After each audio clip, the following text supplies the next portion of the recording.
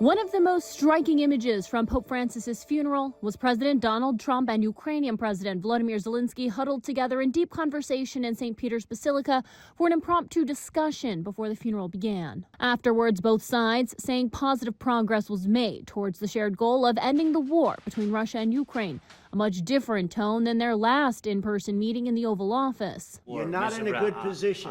You don't have the cards right now. You're gambling with World War III. Meanwhile, Trump seemingly losing faith in Russian President Vladimir Putin's desire to bring the war to an end as it drags into year 4 of fighting. We'll probably learn a lot.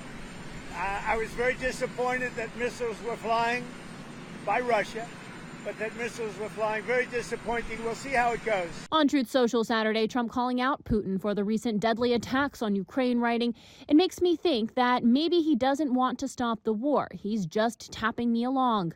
Trump suggesting Putin needs to be dealt with differently, perhaps through sanctions. A notable shift from the day before, when Trump, sounding optimistic, wrote, "They are very close to a deal. Most of the major points are agreed to."